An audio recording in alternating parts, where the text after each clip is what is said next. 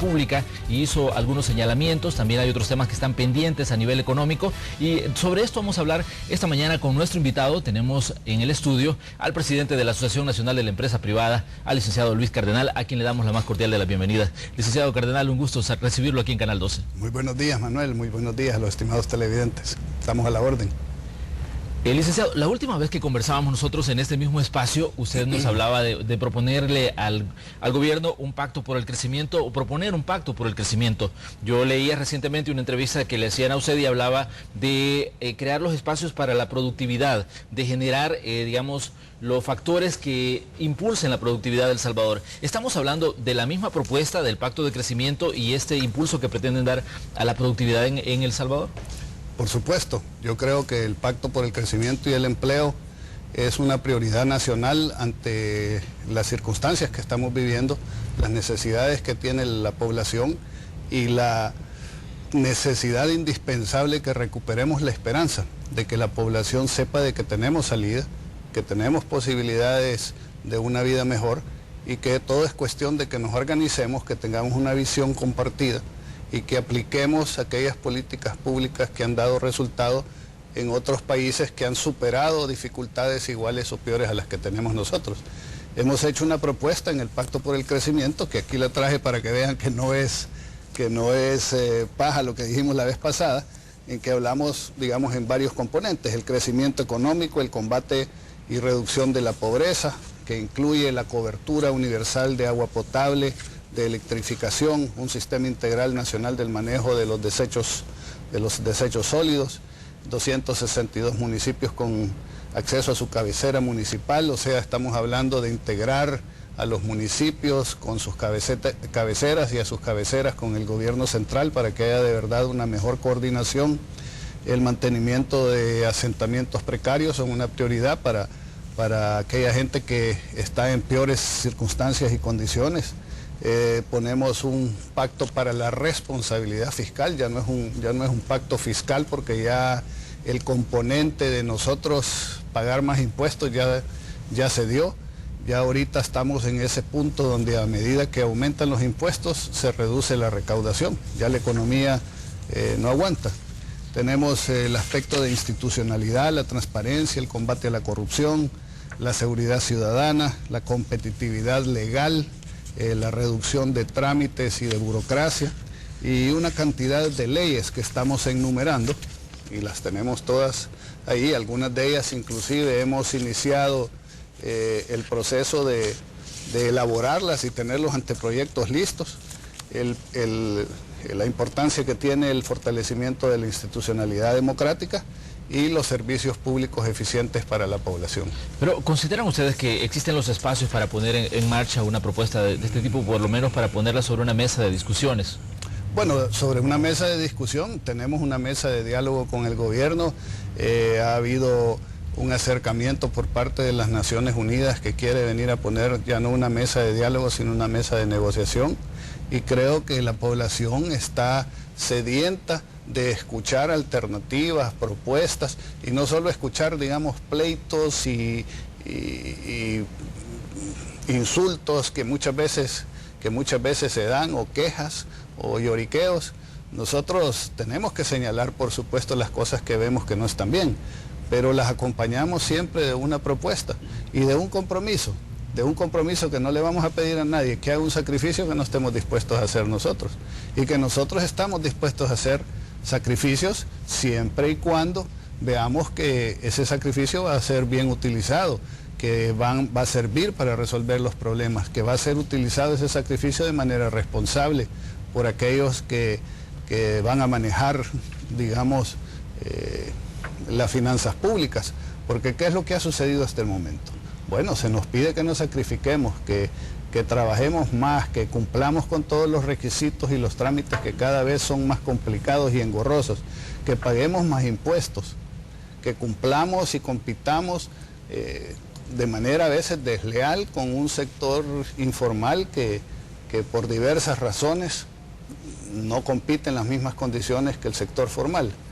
Y cuando hacemos todo ese sacrificio vemos la contraparte, y la contraparte es las políticas públicas equivocadas, los recursos públicos despilfarrados, actos de corrupción en casi todos los niveles del Estado y que los resultados nunca se dan.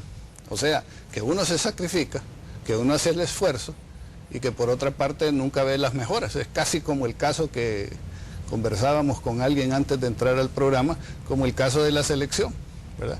Que cada vez que va a jugar la selección se despierta ese fervor patriótico, ese entusiasmo, esa ilusión, pero ya después cuando llegamos al segundo tiempo, ya toda esa emoción y esa esperanza y esa emotividad se pierde y ya decimos, quedamos con aquel sabor amargo de que nosotros no tenemos capacidad para hacer las cosas bien.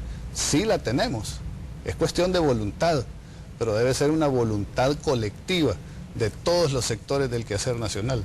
Nosotros como sector empresarial, como sector productivo, estamos en la mejor disposición de hacerlo y estamos constantemente presentando propuestas de solución a los problemas nacionales. Uno de los grandes clamores de la ciudadanía es la generación de puestos de trabajo. Según FUSADES, la Fundación Salvadoreña para el Desarrollo Económico y Social, El Salvador tendría que estar generando por lo menos 60.000 puestos de trabajo anuales. En el año 2015 apenas se alcanzaron 11.491. ¿Cómo ven, por ejemplo, esta situación y cómo se podría potenciar la generación de puestos de trabajo a través de la propuesta que ustedes están presentando? Bueno, precisamente eso está en el meollo del asunto. Decimos una propuesta para el crecimiento y el empleo, porque no puede haber empleo mientras no haya crecimiento, no puede haber crecimiento mientras no haya inversión. Entonces todo está intercalado, todo está relacionado y por eso decimos nosotros que esta no es una solución sencilla, no podemos decir, miren, solo con que hagamos esto ya se resuelve todo. Tiene que ser una cadena de acciones que parten de la voluntad política de quererlo hacer. Una de ellas, como hemos dicho en infinidad de ocasiones, tenemos que definir cuál es el modelo, cuál es la apuesta estratégica que tenemos como país, a qué le apostamos, a qué somos buenos y tratar de que a esa apuesta vaya acompañada de las condiciones necesarias o indispensables para que pueda tener posibilidad de tener éxito. Aquí las reglas de juego no están definidas, no sabemos si queremos una economía de mercado o una economía centralmente planificada, no sabemos si queremos una democracia donde hay un partido único que controle todo o un balance de poderes, una institucionalidad al servicio de quien está gobernando o una institucionalidad al servicio de la población. Esas son las cosas elementales en las cuales necesitamos ponernos de acuerdo para empezar a construir. Después vienen las reglas de juego, viene la institucionalidad democrática, viene el reducir los trámites, la burocracia, la tramitología, el hecho de hacernos competitivos teniendo adecuada cobertura de infraestructura básica, electricidad a un precio accesible, agua, buenas carreteras, puertos, aeropuertos. Capacitar a nuestra gente, que es nuestra mayor riqueza, invertir en educación y en salud y hacerlo de manera inteligente, porque sabemos que tenemos recursos limitados y entre más limitados sean los recursos, más inteligentes tenemos que ser en la forma de invertirlos. Entonces, estas son las cosas básicas, elementales que tenemos que estar proponiendo constantemente porque pareciera que aquí vamos volando en medio de una tormenta, de una tempestad, y ni siquiera llevamos los instrumentos o no sabemos leer los instrumentos para no irnos a estrellar contra un paredón por ahí. Entonces, la lucha siempre la vamos a hacer y tenemos constantemente que estar haciendo estas propuestas y que la gente conozca estas propuestas para que le dé su apoyo, porque en la medida que la gente diga, miren, esto es lo que tenemos que hacer, quizás los políticos escuchan y empiezan a enderezar el rumbo equivocado que llevamos. Bueno, hablar de economía es también hablar de impuestos. ¿Qué piensan ustedes, por ejemplo, del proyecto que está en la Asamblea Legislativa enfocado en cobrar deudas con el Estado? El proyecto se llama Proyecto de Ley para el Cobro de Deudas Tributarias y Multas a favor del Estado. Ese es un proyecto que ya está en análisis de los diputados, pero me gustaría conocer, por ejemplo, cuál es la percepción del sector privado sobre estas iniciativas que se están impulsando. Manuel, si me permite, tal vez voy a hacer una introducción para que la gente entienda en qué marco es que este proyecto surge. Una de las grandes deficiencias que hemos tenido aquí como país es que no queremos admitir nuestros errores. Si no admitimos nuestros errores, pues nunca vamos a tener la posibilidad de corregirlos y no volverlos a repetir en el futuro. Aquí una de las estrategias de los gobiernos y voy a llamarlo así por definirlo de alguna manera, de los gobiernos del socialismo del siglo XXI, ha sido nunca asumir la responsabilidad de sus hechos, de sus actos. Y entonces siempre le echa la culpa a alguien más. En el primer gobierno del FMLN tenemos ya 7, 8 años de estar escuchando que toda la crisis es culpa del imperialismo, del neoliberalismo, de los 20 años de Arena, de los empresarios. Ahora, la última es, miren, la crisis fiscal se debe a los empresarios evasores. Y como le dije la vez pasada, hacen un cálculo bastante irresponsable. Dicen, en la economía circula esta cantidad de dinero, debería de pagarse o recibirse esta cantidad de recursos, X. Se recibe Y. Entonces, X menos Y es Z la evasión. Y esa evasión son 1.500 millones de dólares al año. Entonces, como ese es el problema, si tuviéramos 1.500 millones de dólares no tendríamos la necesidad de los 1.200 y el déficit fiscal que tenemos. Entonces ahora la solución es, vamos a cobrarle a la gente que no pague esos 1.500 millones de dólares. Lo que no dicen es que 72% de la actividad económica nacional es en el sector informal, que no cubre o no paga ni salario mínimo, ni seguro social, ni fondo de pensiones, ni paga impuesto de la renta, y evade gran parte o un porcentaje importante del impuesto del IVA. Eso no lo dicen. Entonces, bajo ese esquema, bajo esa lógica, ¿qué es lo que están proponiendo? Miren, vamos a poner leyes más duras para cobrarle a la gente que ya paga, irse de cacería al zoológico. Entonces, están poniendo una ley, están dividiéndola como en varias partes. Una, reformas al Código Tributario y el Código Penal, en la cual están tratando de meter ahí que la deuda que se tenga con el Estado va a ser sujeto a esa persona que debe de cárcel. Y eso lo están manejando por ahí.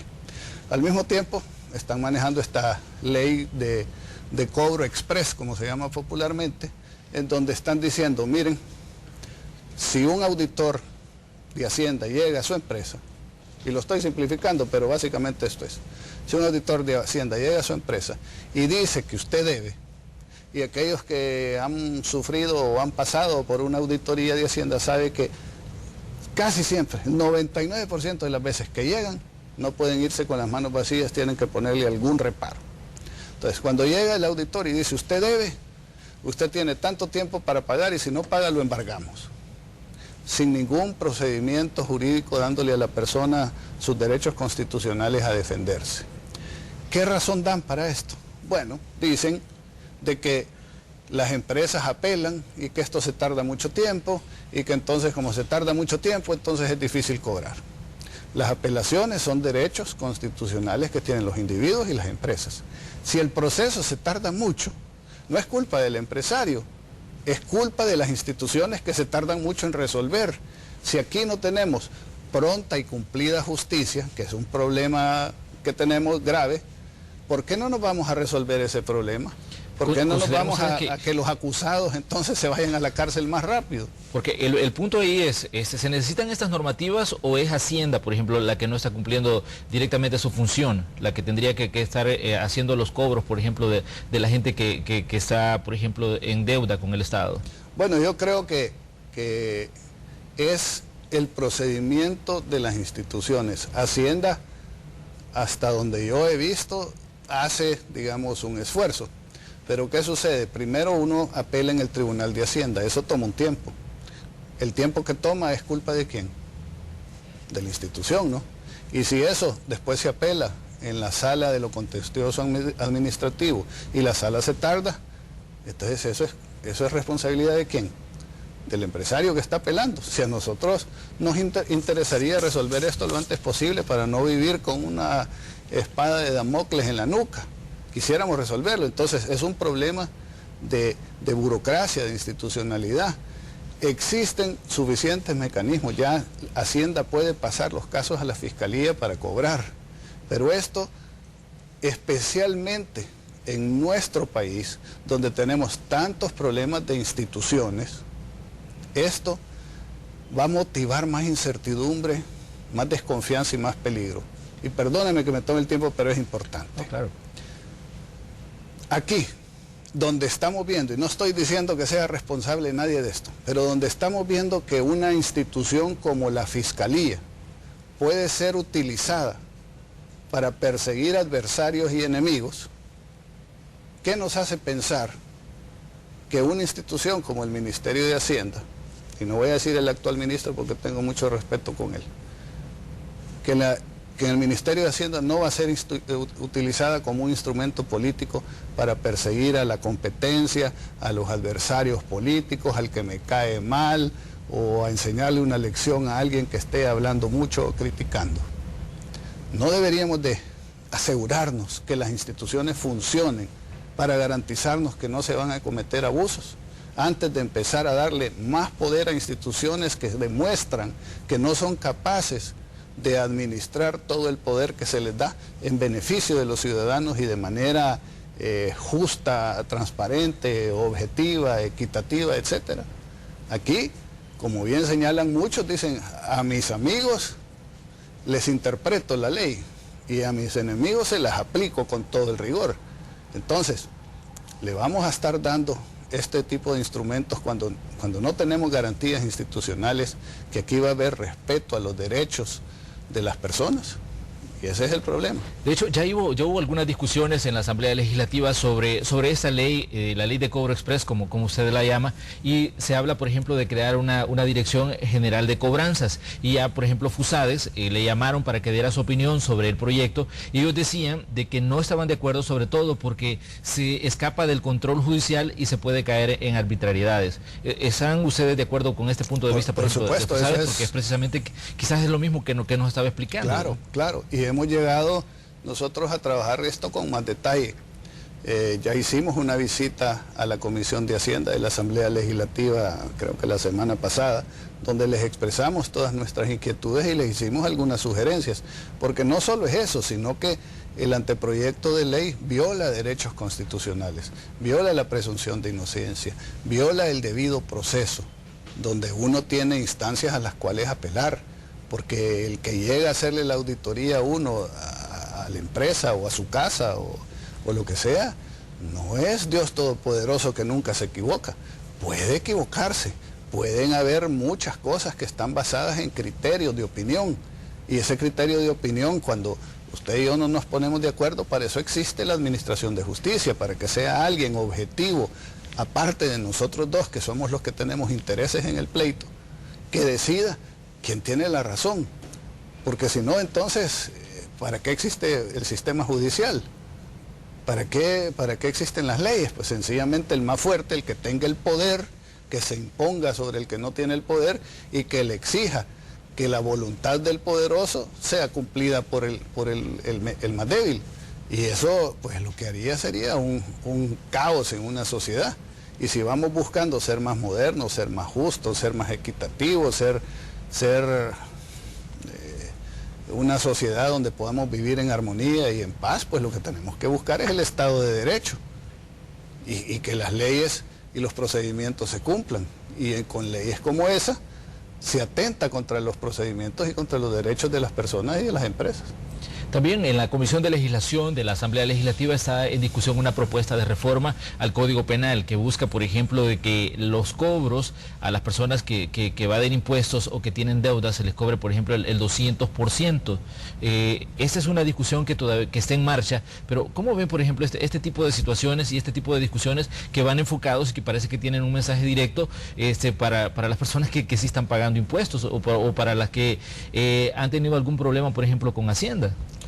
Pues miren, yo creo que discutir el aumento de las multas una vez que se cumple el proceso, pues nosotros estaríamos en disposición de hacerlo. Porque quiero ser enfático y claro, nosotros nunca vamos a defender a alguien que viole la ley, que no pague los impuestos que le corresponden. Jamás haríamos un llamado a que la gente no cumpla con sus responsabilidades fiscales.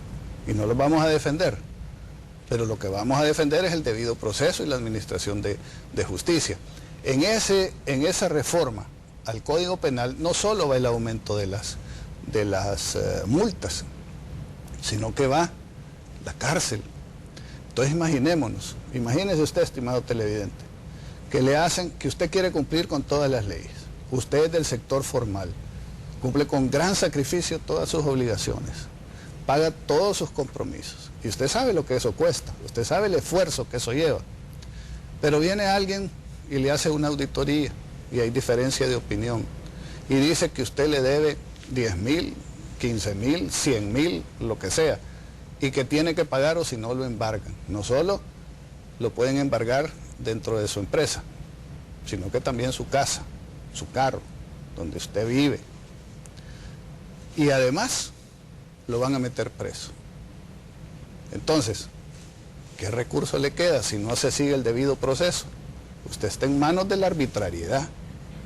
Aquí, nadie, fíjense el momento que se los digo, nadie va a venir a invertir a El Salvador con ese tipo de actitudes y con ese tipo de leyes.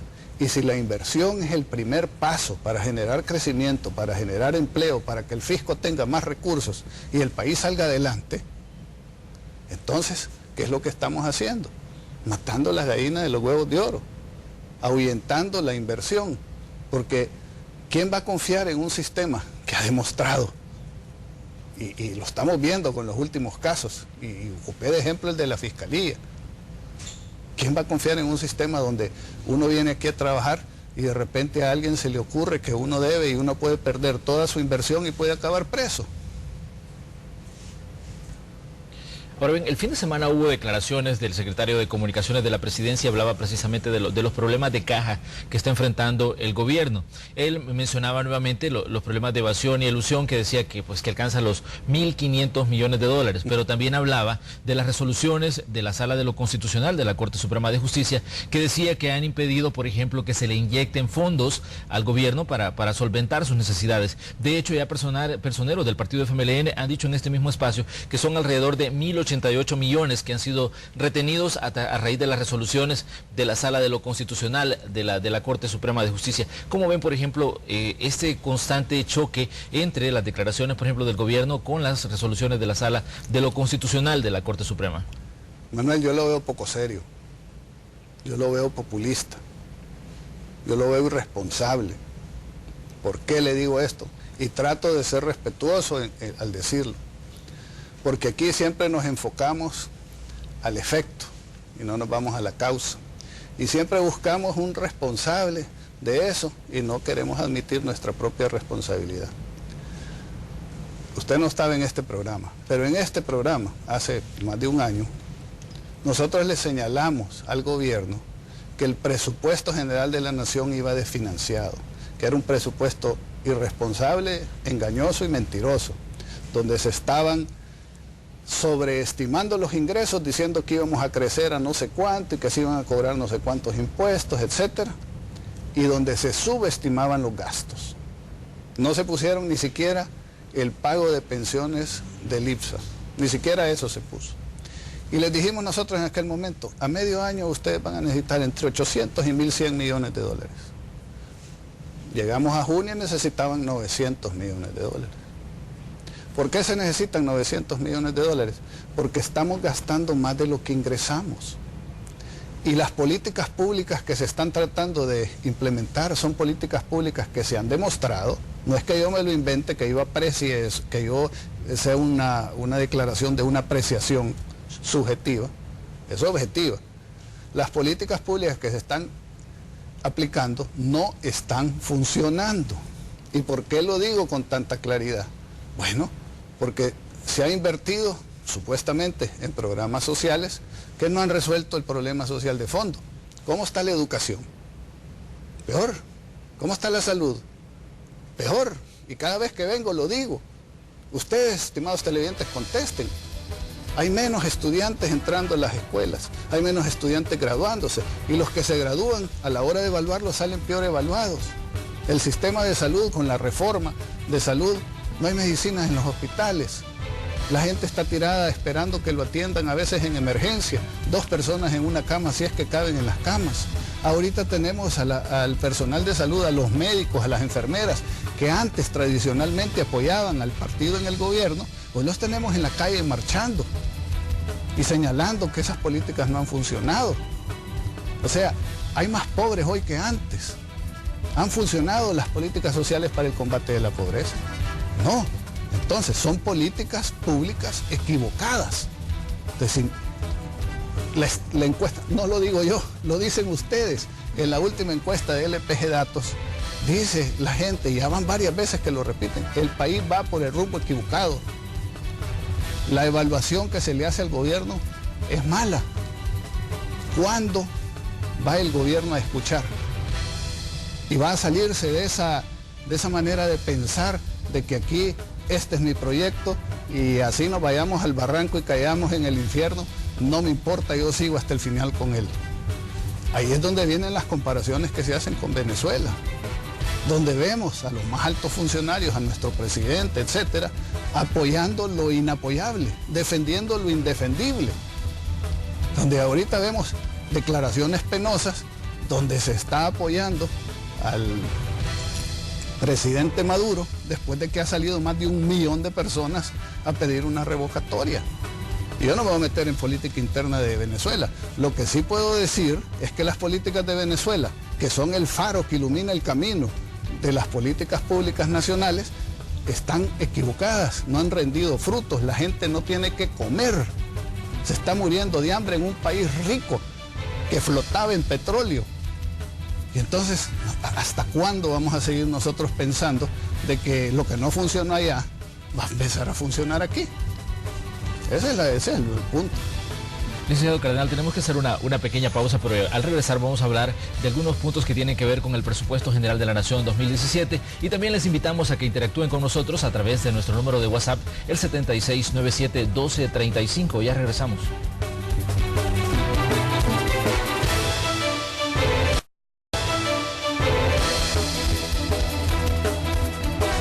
Gracias por continuar en sintonía de Canal 12. Esta mañana en la entrevista de Hechos AM estamos conversando con el presidente de la Asociación Nacional de la Empresa Privada, Luis Cardenal, y estamos hablando de algunas declaraciones que se generaron el fin de semana. De hecho, el presidente de la República envió un mensaje directo a la ANEP. Vamos a escuchar qué fue lo que dijo el presidente y luego vamos a pedir pues el comentario de Luis Cardenal.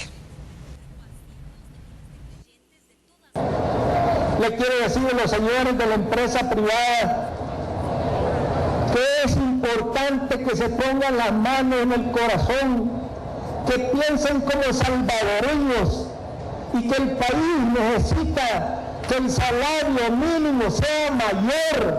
No podemos tener un salario mínimo de miseria, que la gente trabaje y no le alcance ni para alimentarse. Este es un tema que todavía pues está en discusión, un tema no resuelto, el del acuerdo sobre el salario mínimo. ¿Qué piensan ustedes, por ejemplo, de este tipo de declaraciones que hace una alusión directa a la empresa privada? Bueno, son lamentables. Miren, si el gobierno no se hubiera opuesto, ya los trabajadores estarían disfrutando de un aumento del salario mínimo. El principal problema, y lo dicen las encuestas, es que no hay empleo. Ese es el principal problema. La gente necesita empleo. Nosotros les estamos haciendo una propuesta para el crecimiento y para el empleo. 72% de la economía nacional está en el sector informal. El sector informal no responde a salario mínimo, señores del gobierno. No paga seguro social, no paga fondo de pensiones, no da aguinaldo, no da vacaciones, no da otro tipo de prestaciones. ¿Cuáles son las prioridades? Para nosotros es generar empleo.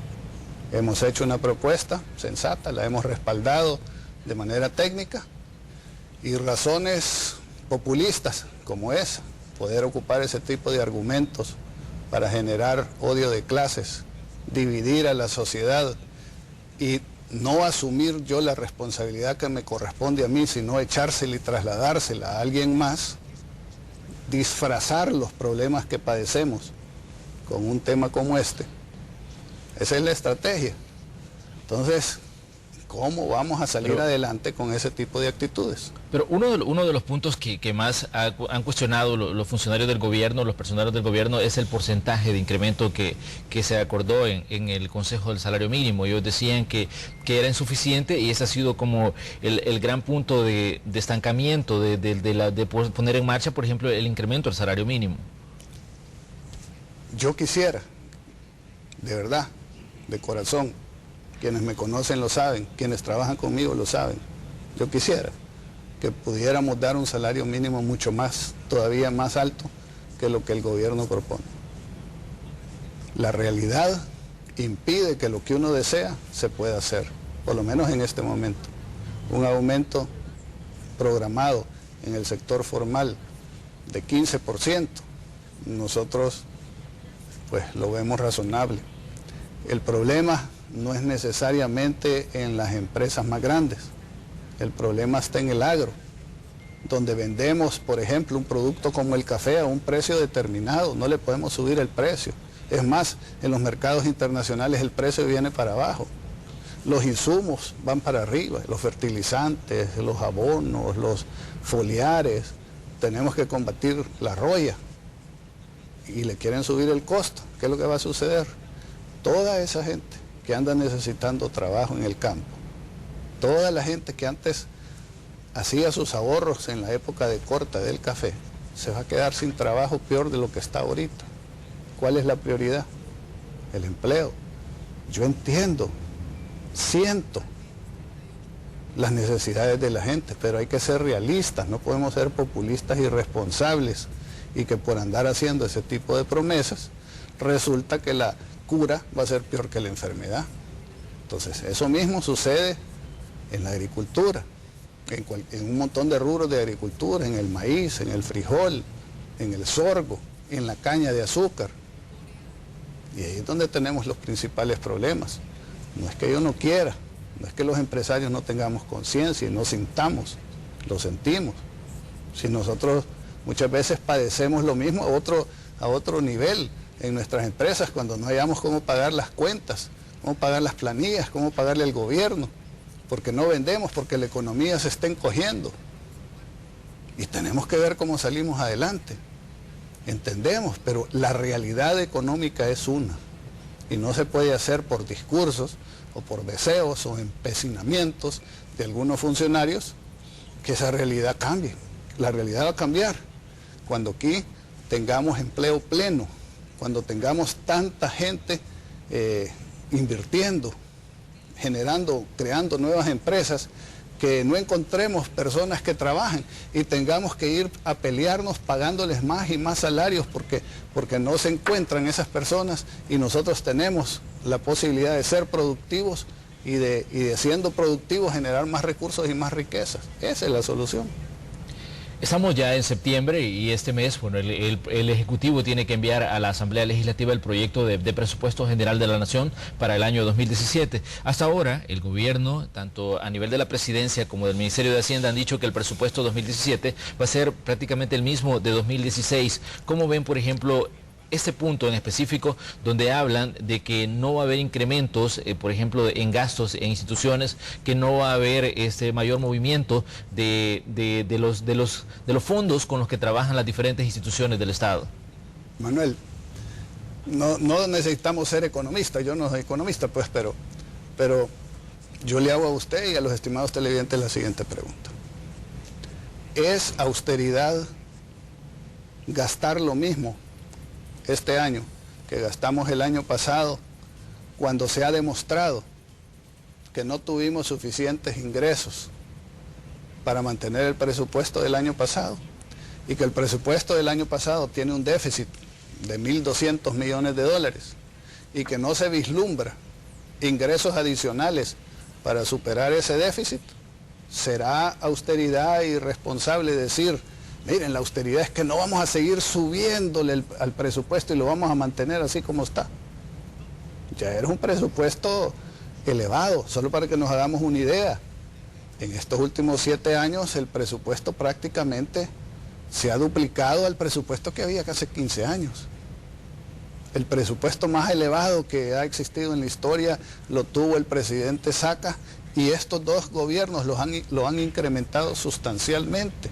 Son los gobiernos que más recursos han tenido y que menos resultados han enseñado. Entonces, presentan ese presupuesto. No se vislumbra que la economía vaya a crecer, por mucho que digan que va a crecer. No se vislumbra que esté creciendo. No se ve que aún aumentando impuestos se puedan tener recursos adicionales, porque ya estamos llegando al punto de retorno negativo. Se suben los impuestos y se van a empezar a recibir menos ingresos fiscales. Entonces, ¿qué va a suceder con un presupuesto de esa magnitud? Pues va a estar desfinanciado. Va a estar desfinanciado y nuevamente a mediados del próximo año, fíjense en el momento que lo digo, a mediados del próximo año van a estar pidiendo una cantidad similar o más grande de lo que están pidiendo este año. Hay cosas que se pueden hacer, se las hemos señalado, pero cuando está uno en crisis uno tiene que apretarse el cincho, y tenemos que apretarnos el cincho todos, pero el primero que se lo tiene que apretar es el gobierno, porque el gobierno no produce, el gobierno lo que hace es agarrar el dinero de los ciudadanos que ganamos con mucho esfuerzo y se lo damos a él para que lo administre en beneficio de todos, especialmente en beneficio de los más débiles y los más necesitados. Entonces el gobierno, ¿qué es lo que tiene que hacer? Pues es el primero que tiene que apretarse el cincho y no puede estarle exigiendo al resto de la sociedad algo que no están dispuestos a hacer ellos. Tiene que haber austeridad, tiene que haber responsabilidad, tiene que haber rendición de cuentas, tiene que haber combate a la corrupción. Y entonces empecemos a hablar. Hablando de la publicación de gastos y hablando de la publicación de documentación que tiene en su poder el gobierno, el fin de semana el presidente de la República hacía declaraciones y decía, por ejemplo, y se pronunciaba sobre la resolución de la Sala de lo Constitucional que obliga a publicar documentación sobre los viajes y gastos durante la administración del expresidente Funes. Pero él decía de que veía hasta cierto punto algunos excesos en las resoluciones de la Sala de lo Constitucional. ¿Cómo ven, por ejemplo, ustedes esta discusión que está, digamos, encalentando en este momento? Esa discusión sobre los gastos de los expresidentes. La Sala ordenaba la publicación de documentación sobre viajes y gastos del expresidente Mauricio Funes.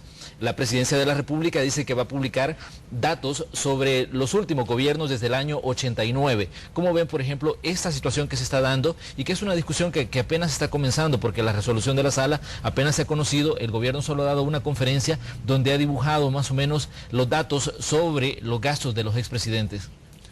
Yo creo que la información pública debe de ser pública y debemos, el que está administrando el dinero de todos, no debe tener ningún empacho en dar a conocer cómo lo administra y en qué lo gasta, creo yo.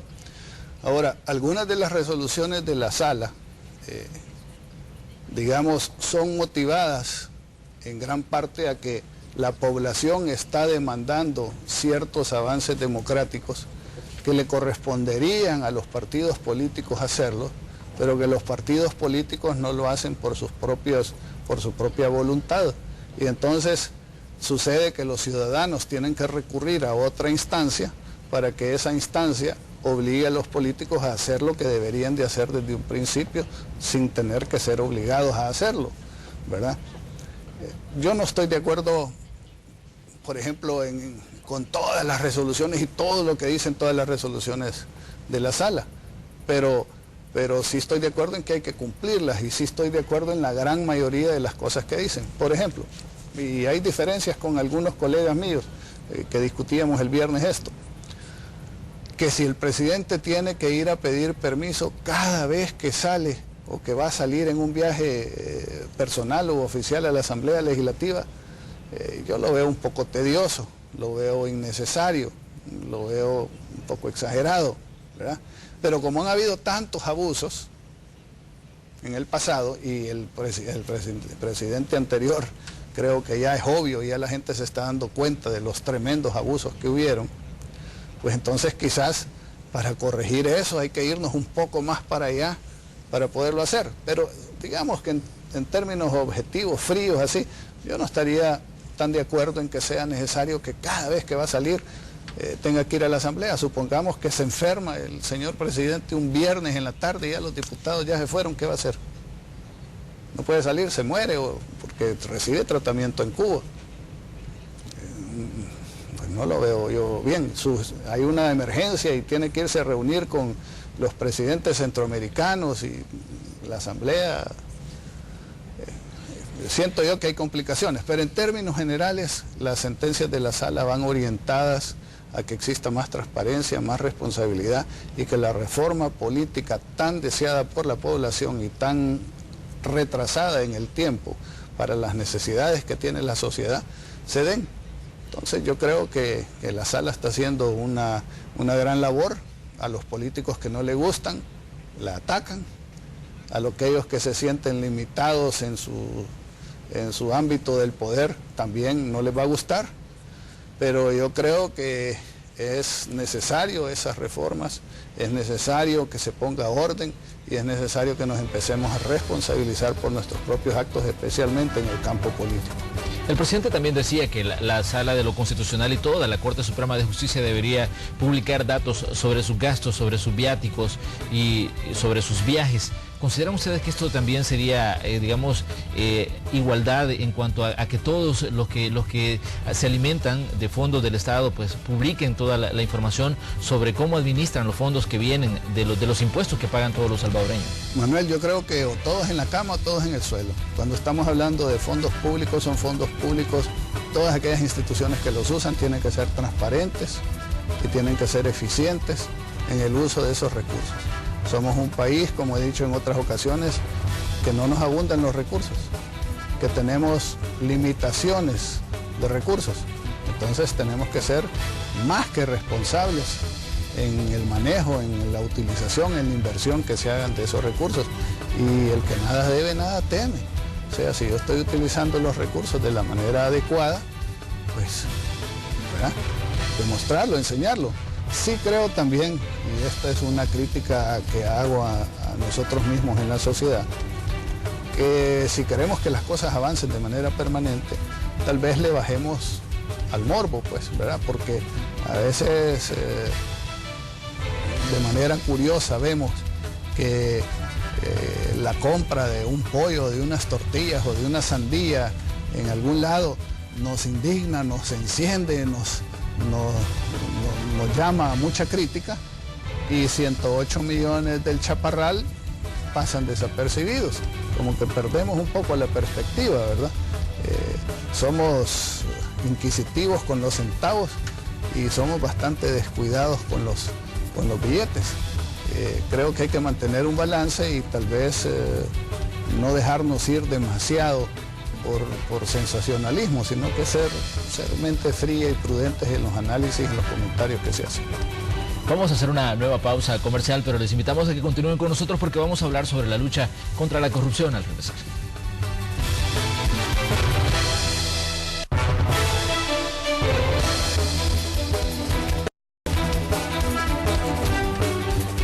Gracias por continuar con la entrevista de Hechos AM. Esta mañana tenemos como invitado al presidente de la Asociación Nacional de la Empresa Privada, el licenciado Luis Cardenal. Hay dos puntos que me interesa que abordemos ya para finalizar este espacio de entrevista. Uno, por ejemplo, ¿cómo ven ustedes los choques que se han dado entre el partido FMLN y la Embajada de Estados Unidos por el tema de Atilio Benítez, el general que está siendo investigado por tráfico de armas?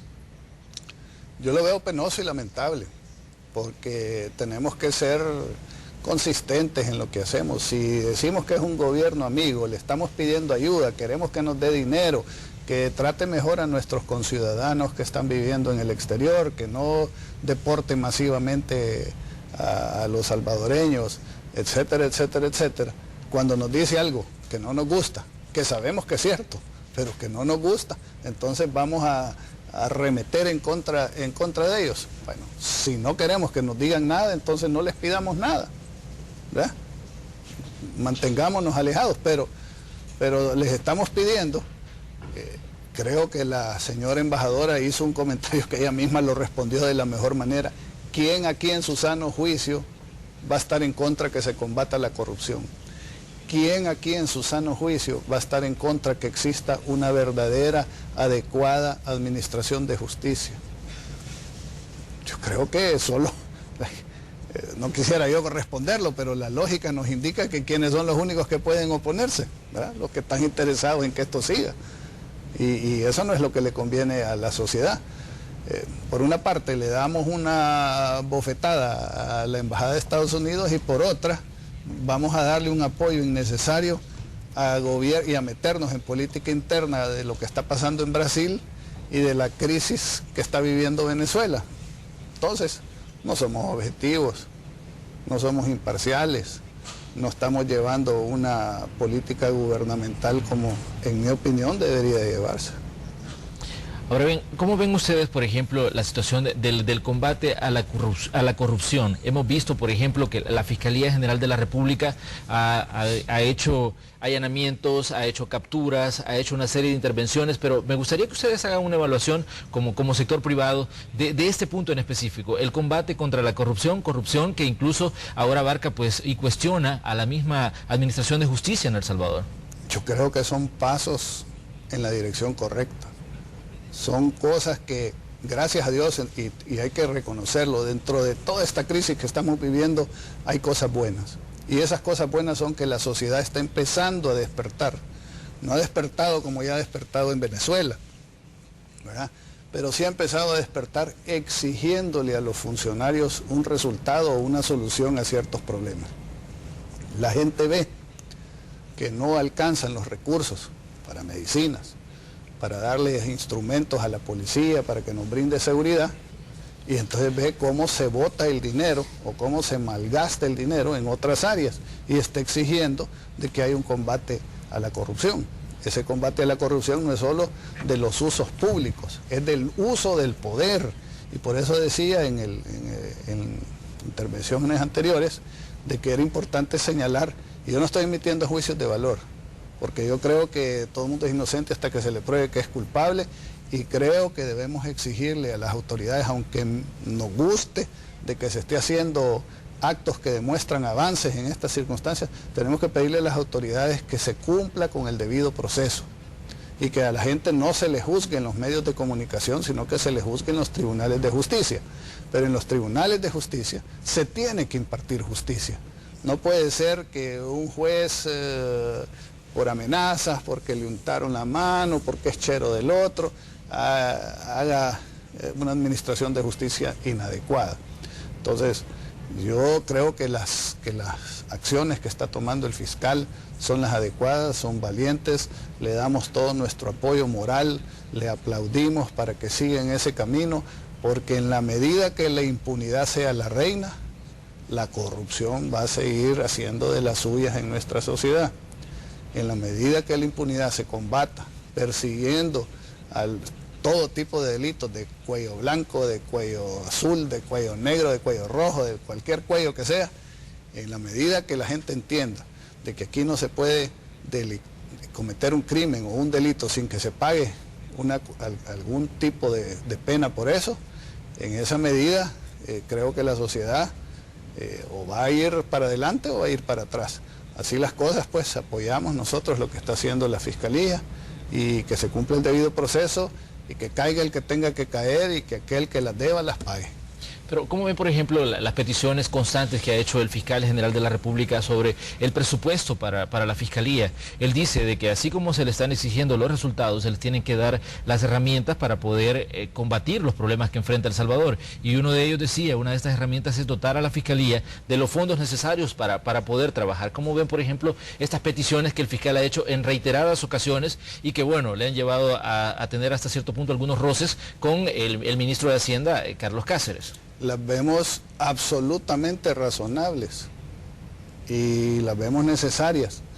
La Fiscalía, si nosotros analizamos nuestra Constitución y los roles que la Constitución y las responsabilidades que la Constitución le da a la Fiscalía, nos vamos a dar cuenta que son de una vital importancia. Ellos son los defensores del interés público y son los que tienen que perseguir la impunidad y el delito, son los que llevan la investigación funcional de los crímenes y de los delitos, van a la cabeza de la policía solo puede capturar sin intervención de la Fiscalía los delitos que agarre infraganti, ¿verdad?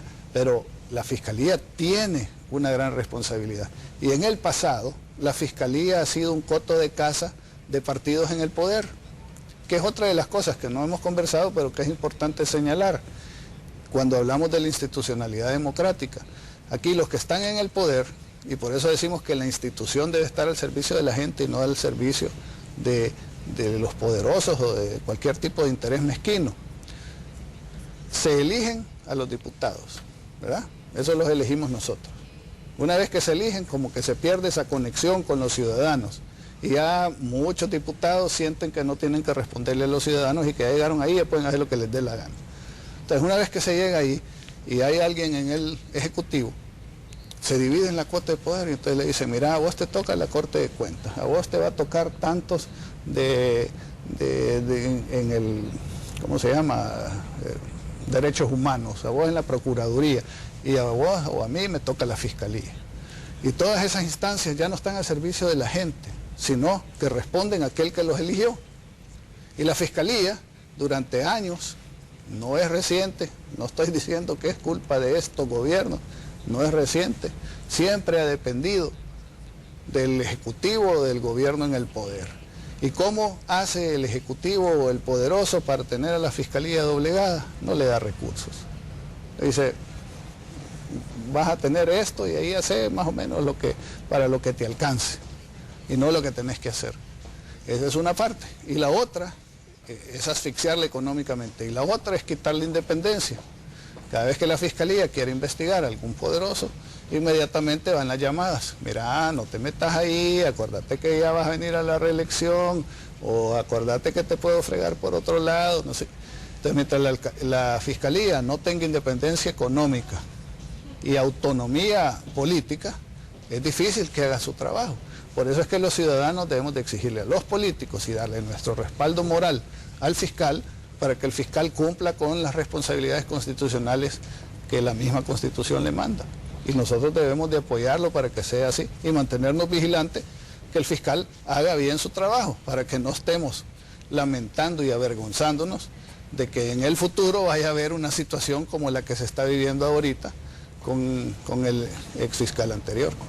Pero ¿cómo ve, por ejemplo, las presiones que ha denunciado Douglas Meléndez, el actual fiscal general de la República, que él dice de que ha sido objeto incluso de intervención de su teléfono, que ha sido vigilado incluso con drones en el edificio de la Fiscalía General de la República, y habla de presiones de grupos que hasta ahora él no ha dicho nombres y no ha mencionado a nadie, pero sí ha querido dejarlo evidenciado?